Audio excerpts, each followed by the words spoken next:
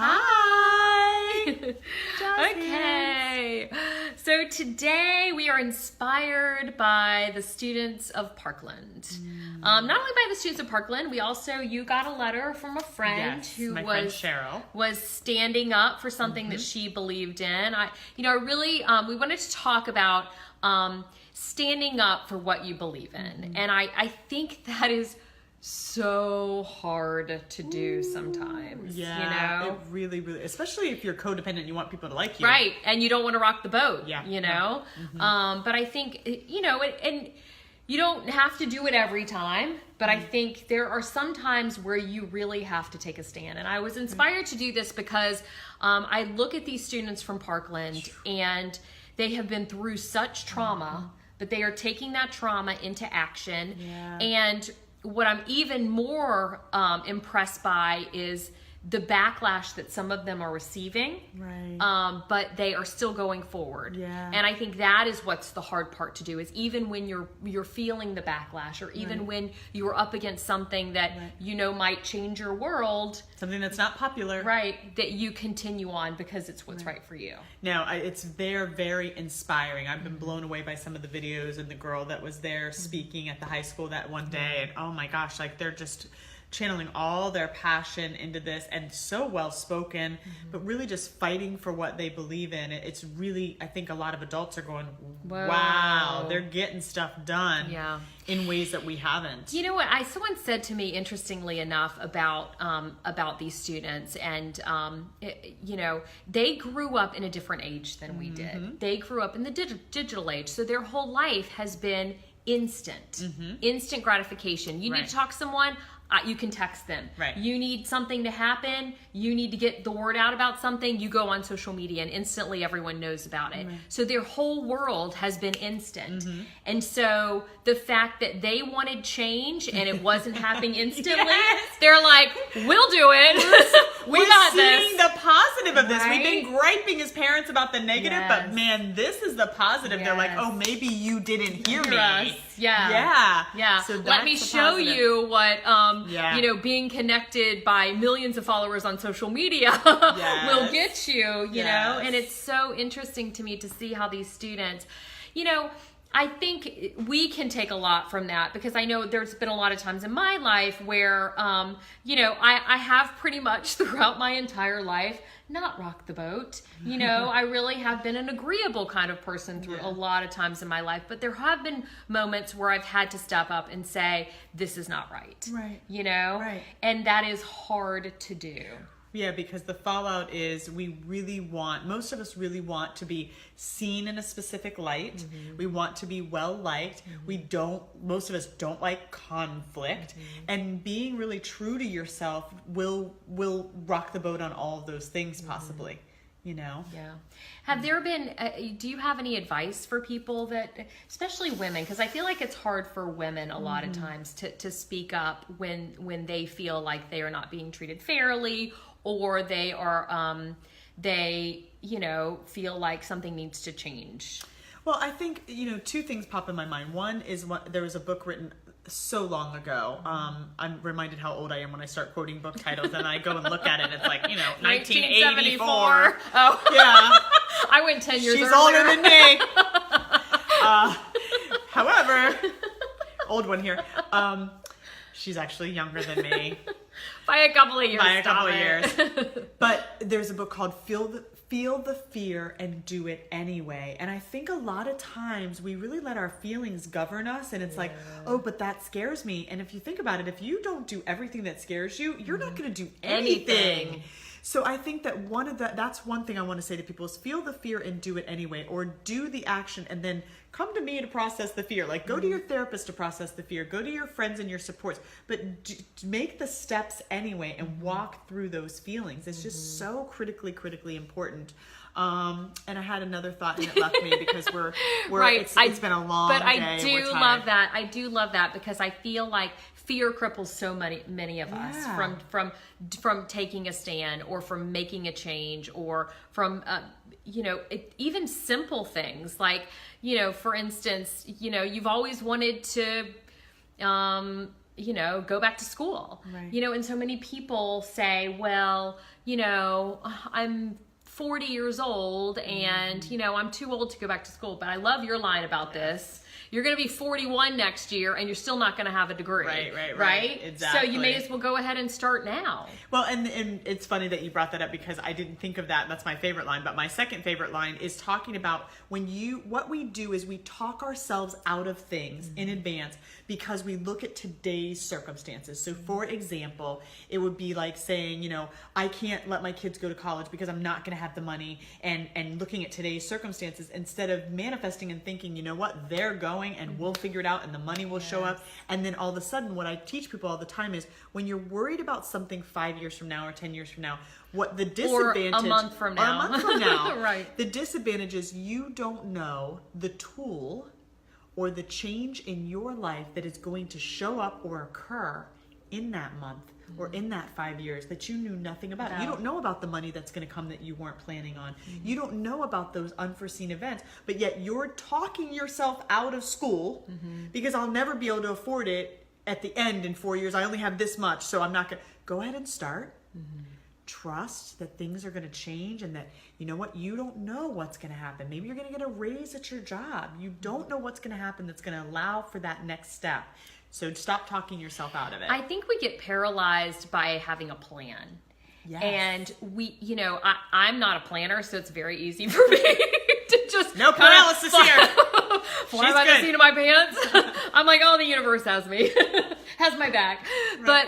But we get so paralyzed by the plan, and you don't always have to have a plan. Yeah. You just have to trust, start taking the steps, and know that the plan will present itself. Right. You will eventually have a plan, but you don't need one right now. Well, one of my favorite things to do is to interview people, right? Start talking to people about their processes, and what you're going to find 9 times out of 10 is that they did end up where they needed to be, that things did work out, that things parted and everything opened up for them, and they got they got a loan that they weren't counting on, or they got a raise at their job. It's fascinating the way things work out if you can just do the next step. Yeah, and that's what the kids in Parkland did. I mean, they just started, and this thing has snowballed. Yes, they had no plan. Yes, they had no plan when they started. Yeah, they just talking. Knew they wanted to take action. Yep. And then they started to talk to each other. So all these kids,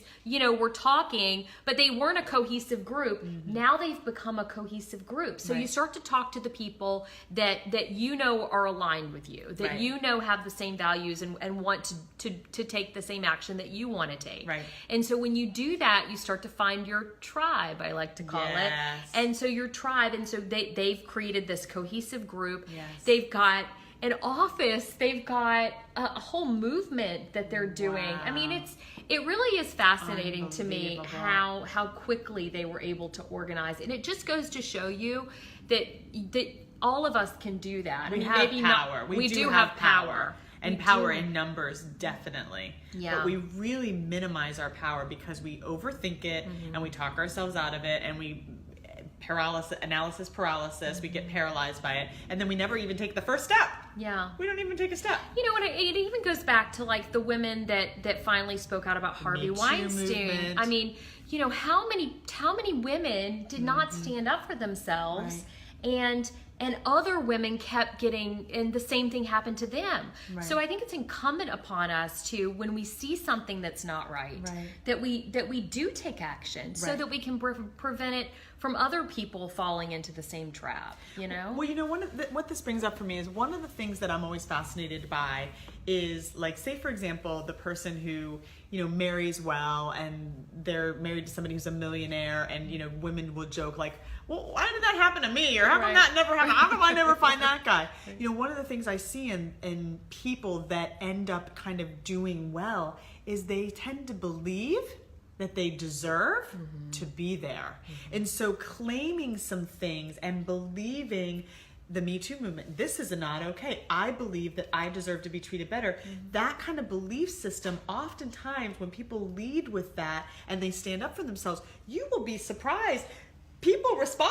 Yeah. You know, and I have a friend, a dear friend recently, who I was she's young, and I'm not going to name her, but she really kind of blew my mind.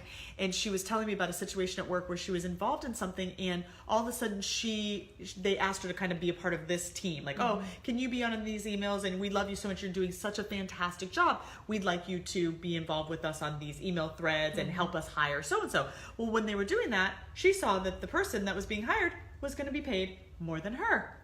Wow. And she'd been there for longer. She was doing a great job. She was moving mountains, and they loved her so much that they asked her to take on more responsibility. And now Suzanne, I got to be honest, I would have griped to every friend I had except my boss. I would have never said anything. Right. I would have even never said anything snarky. I just would have taken it for another year, 5 years. Maybe I would have found another job, but I never would have said anything.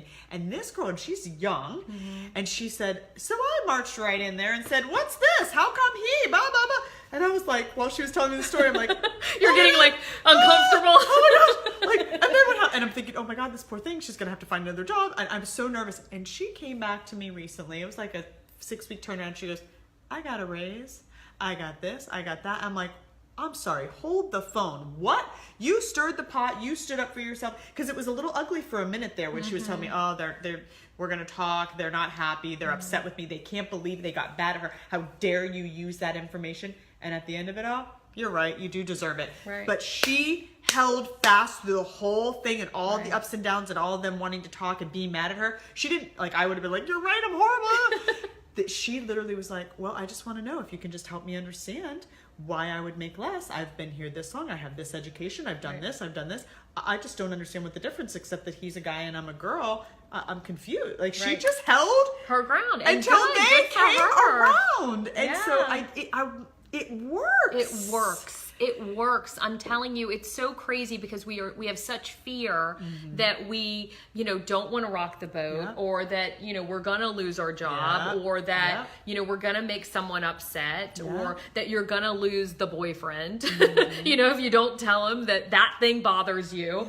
but you really have to stand up for yourself. Yeah. How old was this young woman? Do you know? Like in her 20s? She's about 24. See, I 24, think 26. I'm telling you, this generation, They're I awesome. am super impressed with them. They're really fierce. They really are fierce. Yeah. And we give millennials such a bad rap, but I'm telling you, I work with so many millennials and I am so impressed with them. Well, we call them entitled, but what is the positive of entitlement?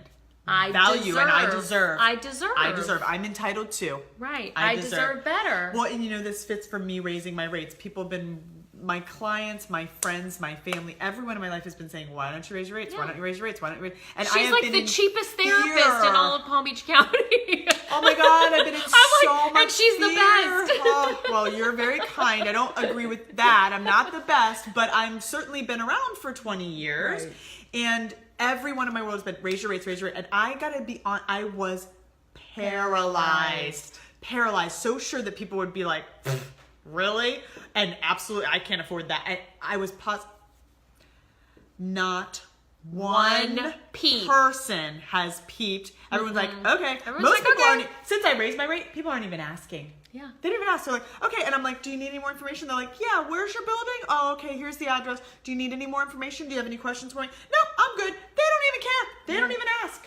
Yeah. It's my mentality shifted. The kind of client I'm getting is shifting. Yeah. When my mentality was, oh, they're not going to be able to afford it. I feel so bad. Yeah. Then people would, first question, how much? How much? Those clients aren't calling anymore, Suzanne. Yeah. They're like, yeah. And you know what? Give me 2 hours. Yeah. Like, what? Yeah, because you deserve. I'm starting to feel like, you know what? I've put some time in this game. Yes. I've got some, some knowledge. And so when I'm starting, and probably how I'm saying it, used to be, what's your fee? 90? Is that okay? Right. And when it changes to 90, right. People are like, okay, see you Tuesday. Right. It's amazing how we set ourselves up. It's so true. Yeah. So don't be afraid. Take that first step. I mean, I really just want to empower so many people out there because I know that there's so much fear. Yeah. There's so much fear out there, and please don't be afraid. Or be afraid. and take care of yourself anyway. Yes. Be afraid and walk through it and take the step and see what happens and see if it gets less. Yeah. And see if good things occur. It's okay to be afraid. Just feel the fear and do it anyway. Yeah, exactly. Yeah. And you'll know if it's the right time to stand up for yourself. You will. Yeah. You will know. Because people will keep nudging. Yes, people will keep telling you. Yes. I've been You will keep getting signs from the universe. Yes. You can either pay attention or you can stay in the fear. Yes. Yes. All right.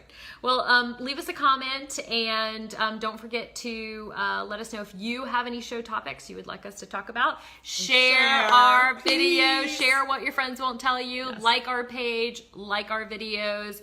And we will see you next week. Bye. Bye.